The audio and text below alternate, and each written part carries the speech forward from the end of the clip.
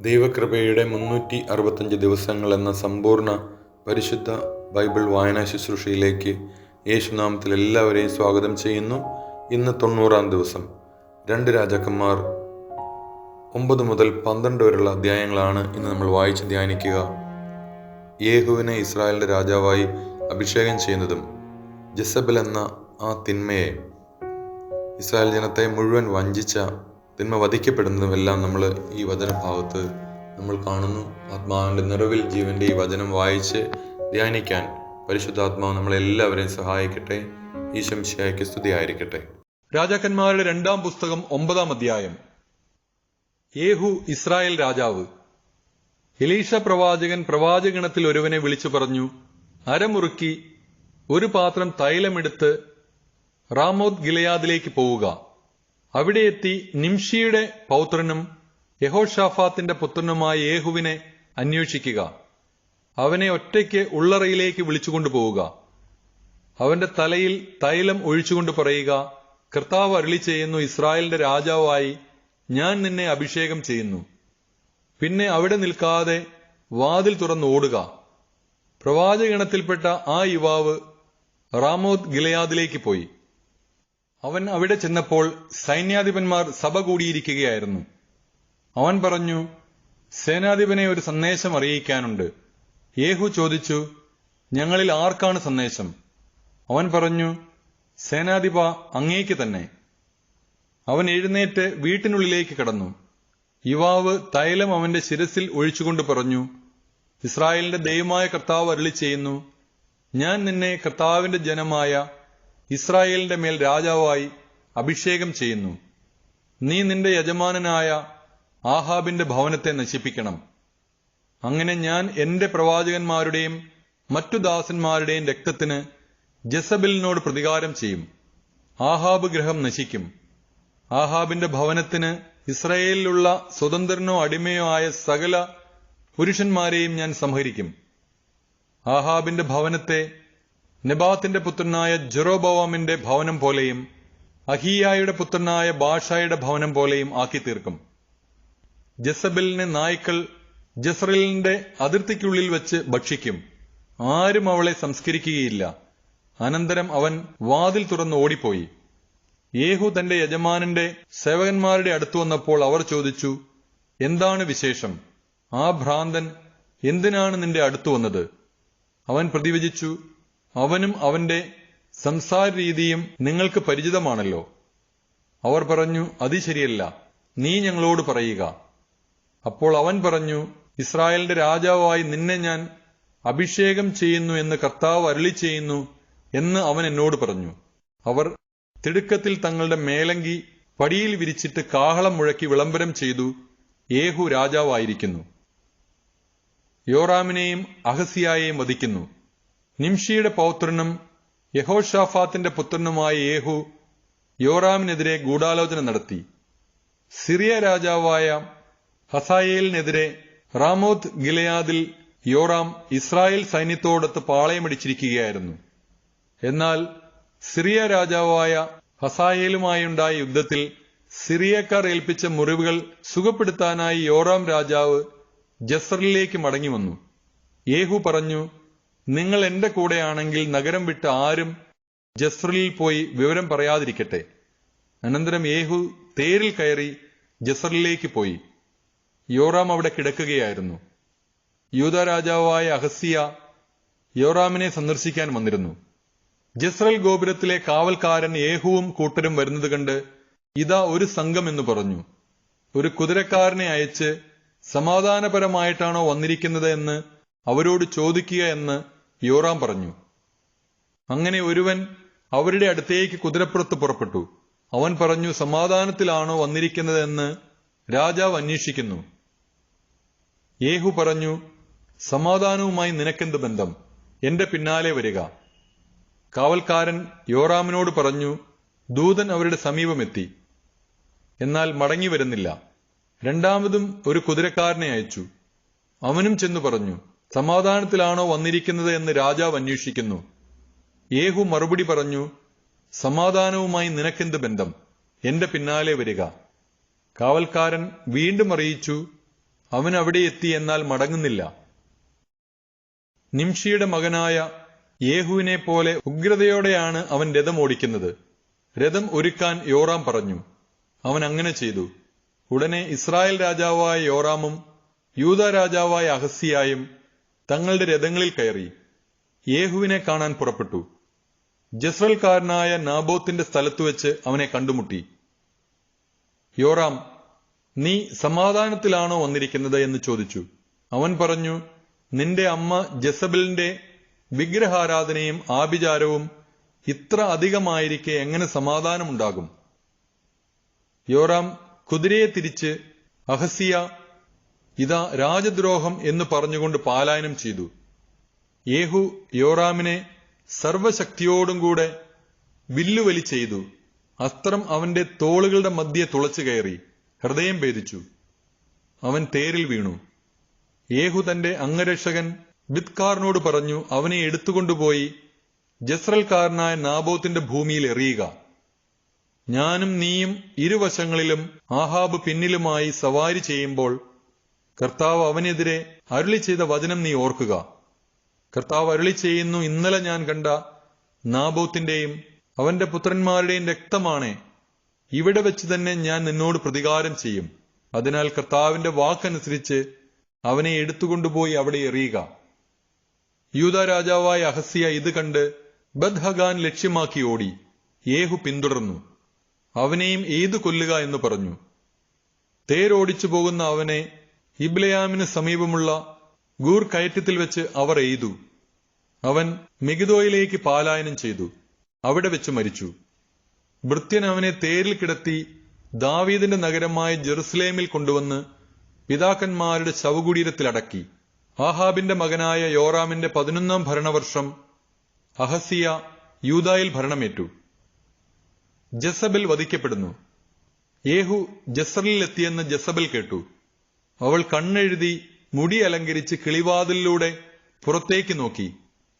യേഹു പടി കടന്നപ്പോൾ അവൾ ചോദിച്ചു, യജമാന ഘാതക സിമ്രി, നീ സമാധാനത്തിലോ വന്നിരിക്കുന്നത്? അവൻ കിളിവാതിലിലേക്ക് മുഖമുയർത്തി ചോദിച്ചു, ആരാണ് എന്റെ പക്ഷത്തുള്ളത്? 2-3 അന്തഃപുര സേവകന്മാർ അവനെ നോക്കി. അവൻ പറഞ്ഞു, അവളെ താഴേക്കിറക്കുക. അവർ അങ്ങനെ ചെയ്തു. അവളുടെ രക്തം ചുവരിന്മേലും കുതിരപ്പുറത്തും ചിതറി. കുതിരകൾ അവളെ ചവിട്ടി തേച്ചു.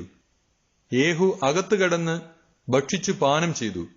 പിന്നെ അവൻ പറഞ്ഞു, ഇനി ശപിക്കപ്പെട്ട ആ സ്ത്രീയുടെ കാര്യം നോക്കാം. അവളെ അടക്കം ചെയ്യണം, അവൾ രാജപുത്രിയാണല്ലോ. സംസ്കരിക്കാൻ ചെന്നപ്പോൾ അവളുടെ തലയോടും പാദങ്ങളും കൈപ്പത്തികളും അല്ലാതെ അവർ ഒന്നും കണ്ടില്ല.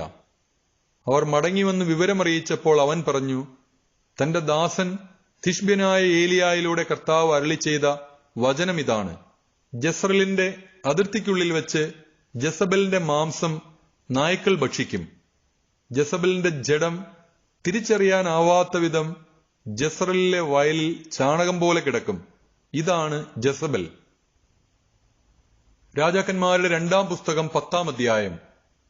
ഇസ്രായേൽ യൂദാ രാജകുടുംബങ്ങളെ സംഹരിക്കുന്നു.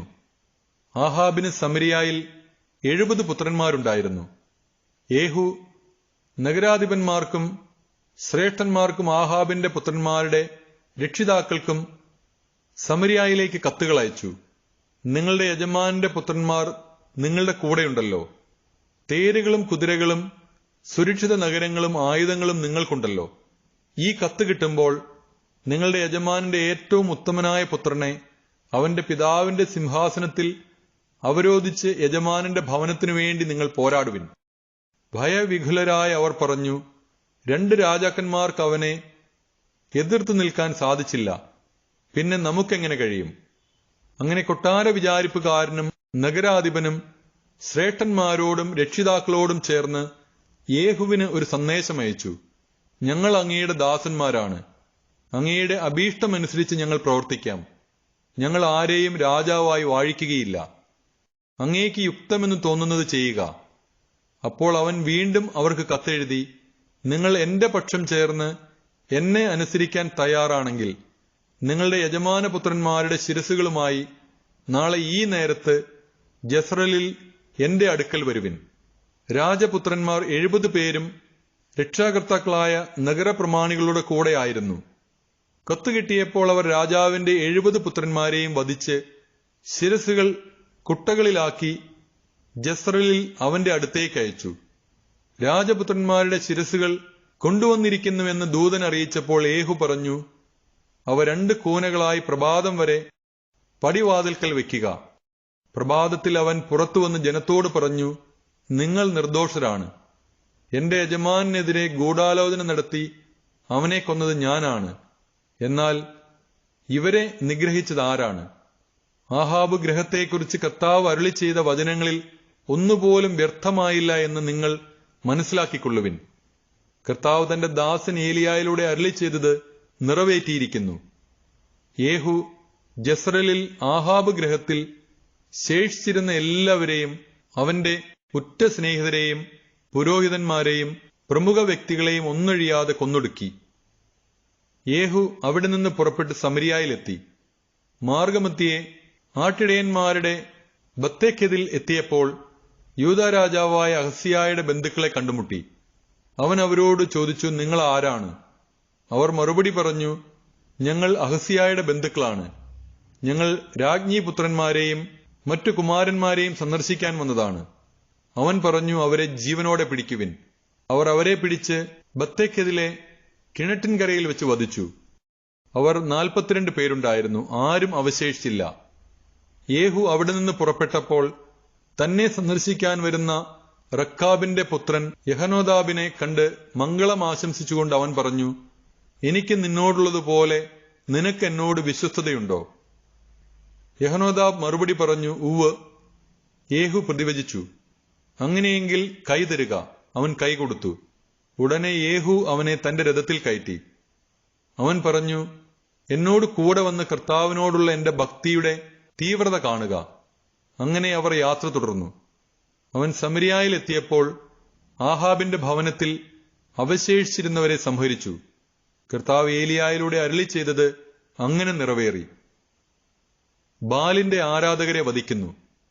യേഹു ജനത്തെ വിളിച്ചുകൂട്ടി അവരോട് പറഞ്ഞു, ആഹാബ് ബാലിനെ കുറച്ചേ സേവിച്ചിട്ടുള്ളൂ, എന്നാൽ യേഹു അവനെ അധികം സേവിക്കും. അതിനാൽ ബാലിന്റെ പ്രവാചകന്മാരെയും ആരാധകന്മാരെയും പുരോഹിതന്മാരെയും ഒന്നൊഴിയാതെ എന്റെ അടുക്കൽ ഒരുമിച്ചു കൂട്ടുവിൻ. ഞാൻ ബാലിന് ഒരു വലിയ ബലി സമർപ്പിക്കും. വരാത്തവൻ വധിക്കപ്പെടും. ബാലിന്റെ ആരാധകന്മാരെ നശിപ്പിക്കാൻ യേഹു പ്രയോഗിച്ച തന്ത്രമായിരുന്നു ഇത്. യേഹു കൽപ്പിച്ചു, ബാലിന് ഒരു തിരുനാൾ പ്രഖ്യാപിക്കുവിൻ. അവർ അത് വിളംബരം ചെയ്തു. ഇസ്രായേലിലെങ്ങും അവൻ സന്ദേശമയച്ചു. ബാലിന്റെ ആരാധകരെല്ലാം വന്നു ചേർന്നു. ആരും വരാതിരുന്നില്ല. അവർ ബാലിന്റെ ആലയത്തിൽ പ്രവേശിച്ചു. ആലയം നിറഞ്ഞു കവിഞ്ഞു. അവൻ ചമയപ്പുര വിചാരിപ്പുകാരനോട് പറഞ്ഞു, ബാലിന്റെ ആരാധകർക്ക് അങ്കികൾ കൊണ്ടുവരുവിൻ. അവൻ അവ കൊണ്ടുവന്നു. തുടർന്ന് യേഹു റക്കാബിന്റെ പുത്രനായ യഹനോദാബുമൊത്ത് ബാലിന്റെ ആലയത്തിൽ പ്രവേശിച്ചു. അവൻ ബാലിന്റെ ആരാധകരോട് പറഞ്ഞു, ഇവിടെ ബാലിന്റെ ആരാധകരല്ലാതെ കർത്താവിന്റെ ദാസന്മാർ ആരുമില്ലെന്ന് ഉറപ്പുവരുത്തുവിൻ. അനന്തരം യേഹു കാഴ്ചകളും ദഹനബലികളും അർപ്പിക്കുന്നതിനൊരുങ്ങി. അവൻ 80 പേരെ പുറത്തു നിർത്തിയിരുന്നു. അവരോട് ഇങ്ങനെ പറഞ്ഞിരുന്നു, ഞാൻ ഏൽപ്പിച്ചു തരുന്ന ആരെയെങ്കിലും രക്ഷപ്പെടാൻ അനുവദിക്കുന്നവൻ തന്റെ ജീവൻ നൽകേണ്ടി വരും. ദഹനബലി അർപ്പിച്ചു കഴിഞ്ഞ ഉടനെ യേഹു അംഗരക്ഷകന്മാരോടും സേവകന്മാരോടും പറഞ്ഞു, ഉള്ളിൽ കടന്ന് അവരെ വധിക്കുക. ആരും രക്ഷപ്പെടരുത്. അവർ അവരെ വാൾനിരയാക്കി വെളിയിൽ എറിഞ്ഞതിനു ശേഷം ബാൽഗ്രഹത്തിന്റെ ഉൾമുറിയിൽ പ്രവേശിച്ച് അവിടെയുണ്ടായിരുന്ന സ്തംഭം പുറത്തു കൊണ്ടുവന്ന് അഗ്നിക്കിരയാക്കി. അങ്ങനെ ബാലിന്റെ ആലയവും സ്തംഭവും നശിപ്പിച്ച് അതൊരു വിസർജന സ്ഥലമാക്കി മാറ്റി. അതിന്നും അങ്ങനെ തന്നെ. അങ്ങനെ യേഹു ബാലിനെ ഇസ്രായേലിൽ നിന്ന് നിർമ്മാർജ്ജനം ചെയ്തു. എന്നാൽ യേഹു നെബാത്തിന്റെ പുത്രനായ ജെറൊബോവാം ഇസ്രായേലിനെ കൊണ്ട് ചെയ്യിച്ച പാപങ്ങളിൽ നിന്ന് പിന്മാറിയില്ല. ബഥേലിലും ദാനിലും ഉണ്ടായിരുന്ന സ്വർണ്ണ കാളക്കുട്ടികളെ അവൻ ആരാധിച്ചു. കർത്താവ് യേഹുവിനോട് പറഞ്ഞു, നീ എന്റെ ദൃഷ്ടിയിൽ നന്മ പ്രവർത്തിക്കുകയും എന്റെ ഇംഗിതമനുസരിച്ച് ആഹാബിന്റെ ഭവനത്തോട് വർത്തിക്കുകയും ചെയ്തതിനാൽ നിന്റെ പുത്രന്മാർ 4 തലമുറ വരെ ഇസ്രായേലിന്റെ സിംഹാസനത്തിൽ വാഴും. എന്നാൽ യേഹു പൂർണ്ണ ഹൃദയത്തോടെ ഇസ്രായേലിന്റെ ദൈവമായ കർത്താവിന്റെ നിയമത്തിൽ വ്യാപരിക്കാൻ ശ്രദ്ധിച്ചില്ല. ജെറോബോവാം ഇസ്രായേലിനെ കൊണ്ട് ചെയ്യിച്ച പാപങ്ങളിൽ നിന്ന് അവൻ പിന്മാറിയില്ല. യേഹുവിന്റെ മരണം. അക്കാലത്ത് കർത്താവ് ഇസ്രായേലിന്റെ ഭാഗങ്ങളെ വിച്ഛേദിച്ചു തുടങ്ങി. ഹസായേൽ ഇസ്രായേലിനെ അതിർത്തി പ്രദേശങ്ങളിൽ പരാജയപ്പെടുത്തി. കിഴക്ക് ജോർദാൻ മുതൽ ഗിലെയാദ് ദേശം മുഴുവനും, ഗാദിന്റെയും റൂബന്റെയും മനാസയുടെയും പ്രദേശങ്ങളും, അർണോന്റെ താഴ്വരയ്ക്ക് സമീപമുള്ള അരോവർ മുതൽ ഗിലെയാദും ബാഷാനും വരെയും അവൻ കീഴടക്കി. യേഹുവിന്റെ മറ്റു പ്രവർത്തനങ്ങളും അവന്റെ ശക്തിപ്രഭാവവും ഇസ്രായേൽ രാജാക്കന്മാരുടെ ദിനവൃത്താന്തത്തിൽ എഴുതപ്പെട്ടിട്ടുണ്ടല്ലോ. യേഹു തന്റെ പിതാക്കന്മാരോട് ചേർന്നു സമരിയായിൽ സംസ്കരിക്കപ്പെട്ടു. അവന്റെ പുത്രൻ യഹോവാഹാസ് ഭരണമേറ്റു. യേഹു സമരിയായിൽ ഇസ്രായേലിനെ ഭരിച്ചത് 28 വർഷമാണ്. രാജാക്കന്മാരുടെ 2-ാം പുസ്തകം 11-ാം അധ്യായം. യൂദാ രാജ്ഞി അത്താലിയ. അഹസ്യായുടെ അമ്മ അത്താലിയ മകൻ മരിച്ചു എന്ന് കേട്ടപ്പോൾ രാജകുടുംബത്തെ സമൂലം നശിപ്പിച്ചു.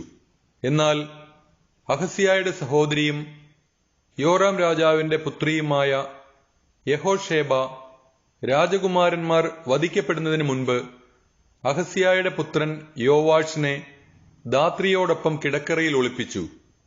അങ്ങനെ അവൻ വധിക്കപ്പെട്ടില്ല. അത്താലിയായുടെ 6 കൊല്ലത്തെ ഭരണകാലം അത്രയും അവൻ കർത്താവിന്റെ ഭവനത്തിൽ ധാത്രിയോട് കൂടെ ഒളിവിൽ വസിച്ചു. 7-ാം വർഷം യഹോയാദ കെരേത്യരുടെയും അംഗരക്ഷകരുടെയും നായകന്മാരെ കർത്താവിന്റെ ഭവനത്തിലേക്ക് വിളിപ്പിച്ചു. അവിടെ അവൻ അവരെക്കൊണ്ട് സത്യം ചെയ്യിക്കുകയും അവരുമായി ഉടമ്പടി ഉറപ്പിക്കുകയും ചെയ്തു. അനന്തരം അവൻ രാജകുമാരനെ അവർക്ക് കാണിച്ചു കൊടുത്തു. അവൻ കൽപ്പിച്ചു, നിങ്ങൾ ചെയ്യേണ്ടതിതാണ്: സാബത്തിൽ തവണയ്ക്കു വരുന്ന 1/3 ഭാഗം ആളുകൾ കൊട്ടാരം കാക്കണം.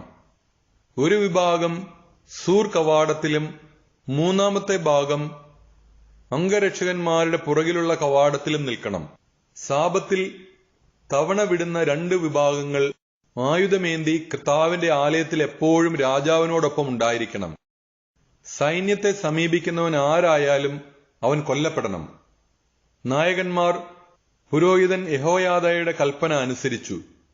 അവർ സാബത്തിൽ തവണ വന്നവരും വിട്ടവരുമായ തങ്ങളുടെ സൈന്യത്തെ അവന്റെ അടുക്കൽ കൊണ്ടുവന്നു. പുരോഹിതൻ കർത്താവിന്റെ ഭവനത്തിൽ സൂക്ഷിച്ചിരുന്ന ദാവീദ് രാജാവിന്റെ കുന്തങ്ങളും പരിചകളും നായകന്മാരെ ഏൽപ്പിച്ചു. കാവൽഭടന്മാർ ആയുധധാരികളായി തെക്കുവശം മുതൽ വടക്കുവശം വരെ ബലിപീഠത്തിനും ആലയത്തിനും ചുറ്റും നിലകൊണ്ടു. അനന്തരം അവൻ രാജകുമാരനെ പുറത്തു കൊണ്ടുവന്നു. കിരീടമണിയിച്ച് അധികാരപത്രവും നൽകി.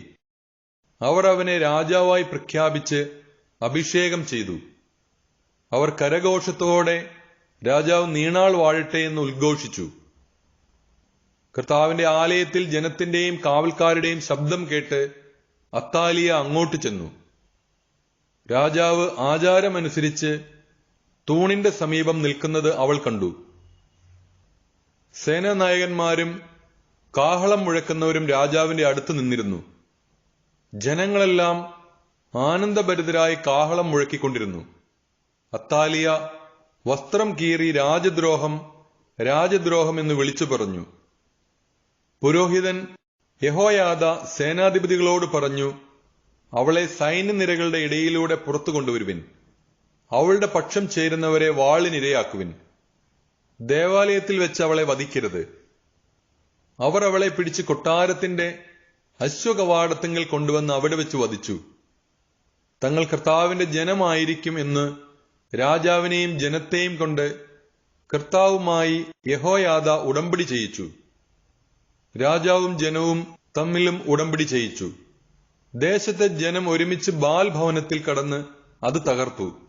ബലിപീഠവും വിഗ്രഹങ്ങളും തച്ചുടയ്ക്കുകയും ബാലിന്റെ പുരോഹിതൻ മത്താനെ ബലിപീഠത്തിന് മുൻപിൽ വെച്ച് കൊല്ലുകയും ചെയ്തു. അനന്തരം പുരോഹിതൻ കർത്താവിന്റെ ഭവനം സൂക്ഷിക്കാൻ കാവൽക്കാരെ ഏർപ്പെടുത്തി. അവൻ കാവൽ സൈന്യത്തിന്റെ കവാടത്തിലൂടെ പടനായകന്മാർ, കരീത്യർ, കാവൽക്കാർ എന്നിവരുടെയും ജനത്തിന്റെയും അകമ്പടിയോടെ രാജാവിനെ ദേവാലയത്തിൽ നിന്ന് കൊട്ടാരത്തിലേക്ക് കൊണ്ടുവന്നു. അവൻ സിംഹാസനത്തിൽ ഉപവിഷ്ടനായി. ജനം ആഹ്ലാദഭരിതരായി. കൊട്ടാരത്തിൽ വെച്ച് അത്താലിയ വധിക്കപ്പെട്ടപ്പോൾ നഗരം ശാന്തമായി. ഭരണമേൽക്കുമ്പോൾ യോവാഷിന് 7 വയസ്സായിരുന്നു. രാജാക്കന്മാരുടെ 2-ാം പുസ്തകം 12-ാം അധ്യായം. യോവാഷ് യൂദാ രാജാവ്. യേഹുവിന്റെ 7-ാം ഭരണവർഷം യോവാഷ് വാഴ്ച തുടങ്ങി. അവൻ ജെറുസലേമിൽ 40 വർഷം വാണു. ബേർശബക്കാരി സിബിയ ആയിരുന്നു അവന്റെ മാതാവ്. പുരോഹിതൻ യഹോയാദായുടെ ശിക്ഷണത്താൽ യോവാഷ് കർത്താവിന്റെ മുൻപിൽ നീതിപൂർവം വർത്തിച്ചു. എങ്കിലും അവൻ പൂജാഗിരികൾ നശിപ്പിച്ചില്ല. ജനം അവിടെ ബലിയർപ്പണവും ധൂപാർച്ചനയും നടത്തി. യോവാഷ് പുരോഹിതന്മാരോട് പറഞ്ഞു, കർത്താവിന്റെ ഭവനത്തിൽ അർപ്പിക്കപ്പെടുന്ന വിശുദ്ധ വസ്തുക്കളുടെ വിലയും ഓരോരുത്തർക്കും നിശ്ചയിച്ചിരിക്കുന്ന തുകയും സ്വാഭിഷ്ട കാഴ്ചകളും പുരോഹിതന്മാർ തങ്ങളെ സമീപിക്കുന്നവരിൽ നിന്ന് വാങ്ങി ദേവാലയത്തിനു വേണ്ട അറ്റകുറ്റപ്പണികൾ നിർവഹിക്കണം. യോവാഷിന്റെ 23-ാം ഭരണവർഷം വരെ പുരോഹിതന്മാർ ദേവാലയത്തിന് അറ്റകുറ്റപ്പണികൾ ഒന്നും ചെയ്തില്ല. അതിനാൽ യോവാഷ് രാജാവ് യഹോയാദായെയും മറ്റു പുരോഹിതന്മാരെയും വരുത്തി ചോദിച്ചു, ദേവാലയത്തിന് ആവശ്യമായ അറ്റകുറ്റപ്പണികൾ ചെയ്യാത്തതെന്ത്? ഇനിമേൽ നിങ്ങളെ സമീപിക്കുന്നവർ തരുന്ന പണം നിങ്ങളെടുക്കാതെ അറ്റകുറ്റപ്പണികൾക്കായി വിട്ടുകൊടുക്കുവിൻ. അങ്ങനെ ജനത്തിൽ നിന്ന് പണം വാങ്ങി പുരോഹിതന്മാർ അറ്റകുറ്റപ്പണി ചെയ്യേണ്ടതില്ലെന്ന് തീരുമാനിച്ചു. പുരോഹിതൻ യഹോയാദ അടപ്പിൽ ദ്വാരമിട്ട ഒരു പെട്ടി ദേവാലയത്തിൽ പ്രവേശിക്കുന്നവന്റെ വലതുവശത്ത് ബലിപീഠത്തിന് സമീപം സ്ഥാപിച്ചു. കർത്താവിന്റെ ഭവനത്തിൽ ലഭിച്ച പണം വാതിൽ കാക്കുന്ന പുരോഹിതന്മാർ അതിൽ നിക്ഷേപിച്ചു. പെട്ടി നിറയുമ്പോൾ രാജാവിന്റെ കാര്യവിചാരകനും പ്രധാന പുരോഹിതനും പണമെണ്ണി സഞ്ചികളിൽ കെട്ടിവയ്ക്കും. ദേവാലയത്തിലെ ജോലികളുടെ മേൽനോട്ടം വഹിക്കുന്നവരെ അവർ ആ പണം ഏൽപ്പിക്കും. അവർ അത് കർത്താവിന്റെ ഭവനത്തിലെ മരപ്പണിക്കാർ, ദേവാലയ ശില്പികൾ, കൽപ്പണിക്കാർ, കല്ലുവെട്ടുകാർ എന്നിവർക്ക് കൂലി കൊടുക്കുന്നതിനും അറ്റകുറ്റപ്പണികൾക്കായി തടിയും ചെത്തിയെടുത്ത കല്ലും വാങ്ങുന്നതിനും മറ്റ് ചെലവുകൾക്കുമായി വിനിയോഗിച്ചു. കർത്താവിന്റെ ഭവനത്തിൽ വരുന്ന പണം കൊണ്ട് വെള്ളിപ്പാത്രങ്ങൾ, തിരിക്കത്രികകൾ, കോപ്പകൾ, കാഹളങ്ങൾ, സ്വർണമോ വെള്ളിയോ കൊണ്ടുള്ള മറ്റു പാത്രങ്ങൾ ഇവയൊന്നും വാങ്ങിയില്ല. കർത്താവിന്റെ ഭവനത്തിലെ അറ്റകുറ്റപ്പണി ചെയ്യുന്നവർക്ക് അത് നൽകി. ജോലിക്കാർക്കുള്ള പണം ഏറ്റുവാങ്ങിയവർ കണക്ക് കൊടുക്കേണ്ടിയിരുന്നില്ല. വിശ്വസ്തയോടെയാണ് അവർ പണം ചെലവാക്കിയത്. പ്രായശ്ചിത്ത ബലിയായും പാപപരിഹാര ബലിയായും ലഭിച്ച പണം ദേവാലയത്തിൽ നിക്ഷേപിച്ചില്ല. അത് പുരോഹിതന്മാർക്കുള്ളതായിരുന്നു. അക്കാലത്ത് സിറിയ രാജാവായ ഹസായേൽ യുദ്ധം ചെയ്ത് ഗത്ത് പിടിച്ചടക്കി. അവൻ ജെറുസലേമിനെതിരെ പുറപ്പെടാൻ ഭാവിച്ചു. അപ്പോൾ യൂദാ രാജാവായ യോവാഷ് തന്റെ പിതാക്കന്മാരും യൂദാ രാജാക്കന്മാരുമായ യഹോഷാഫത്ത്, യഹോറാം, അഹസ്യ എന്നിവർ അർപ്പിച്ച കാഴ്ചദ്രവ്യങ്ങളും തന്റെ കാഴ്ചകളും ദേവാലയത്തിലെയും കൊട്ടാരത്തിലെയും ഭണ്ഡാരങ്ങളിലെ സ്വർണ നിക്ഷേപങ്ങളും എടുത്ത് സിറിയ രാജാവായ ഹസായേലിന് അയച്ചുകൊടുത്തു. അങ്ങനെ ഹസായേൽ ജെറുസലേം വിട്ടു. യോവാഷിന്റെ മറ്റു പ്രവർത്തനങ്ങൾ യൂദാ രാജാക്കന്മാരുടെ ദിനവൃത്താന്തത്തിൽ എഴുതപ്പെട്ടിട്ടുണ്ടല്ലോ. യോവാഷ് സില്ലായിലേക്ക് പോകും വഴി മില്ലോയിലുള്ള ഭവനത്തിൽ വെച്ച് ഭൃത്യന്മാർ ഗൂഢാലോചന നടത്തി അവനെ വധിച്ചു.